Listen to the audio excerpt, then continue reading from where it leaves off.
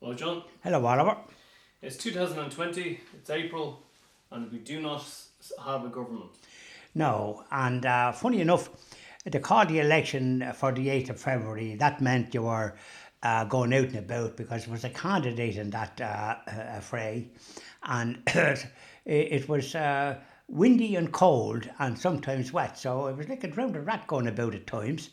And an awful time for any a person to call an election. But I presume the person that called the election, Mr. Varriker, the Taoiseach stroke Prime Minister, wasn't affected by the climate as much as the rest of us. Anyway, he called the election in the 8th of February. There was a good turnout in spite of the time of the year and getting dark at about 4 o'clock in the afternoon. The result left everybody up the creek without a paddle. Just to sort of give an idea, Fine Gael brought up the rear, but they wound up with 35 seats.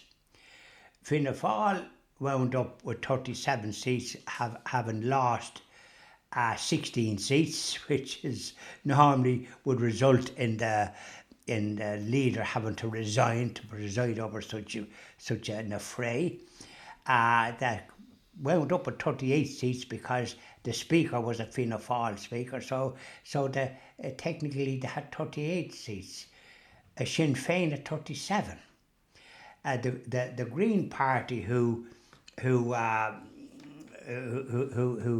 crept back because of all the yap about climate change, and they seem to coincide in the media, seem to be spent their time talking about that. So they got 12 seats. They don't want to form a government now because the last time they did, they wound up with no seats. So here they are. They want to sit at the sidelines for a bit and sort of relish the fact that they have 12 seats. Because one hopes that they will have no seats if there's another government, because I don't think there'll be too much consideration about this climate change. Now, so here we are with three parties with virtually the same number of seats. None of them with any kind of a decent majority. And then you have other parties on the left that seem to gain a few seats, so they're cock of the walk. Especially the people before profit. In other words, if you're running a business, for goodness sake, don't make a profit, make a loss. This is this is what they're on about, and people are so clueless that they vote for such incompoops as people before profit. I'm thinking of Boyd Barrett and all the rest of those clowns that are a favour of things that don't make sense, a kind of a crypto-communist outlook like Sinn Féin. So here's Sinn Féin that's inflicted abortion and same-sex marriage on the people in Northern Ireland through the back door with the support of the Labour Party in Britain, and who now seem to be spending their time trying to devise schemes so as more babies can be killed by people being able to have abortions at home or something like this. Something ridiculous. When there's this virus bestriding the country and people are advised to stay at home, and that and old folk as well. So what's going on with the political situation in this country? What is wrong with Fianna Fáil that they managed to lose 16 seats under this Mr. Micheál Martin, this former, this leader of Fianna Fáil, this former minister that has on his record the establishment of the HSE and doing away with the local health authorities. He also has on his watch the fact that he did away with the below-cost grocery order, thus closing all the family stores that we could do it nowadays in this pandemic that we're stuck under. And he should have been dismissed straight off after the election for his incompetence. And to think that he might form a government with Fine Gael and a couple of other people, I hope it doesn't happen. National government is what's required at the present time until such time as this is over, and stop their own agendas, whatever it is. Concentrate on looking after the Irish people and promoting life and promoting proper marriage and all the rest of it.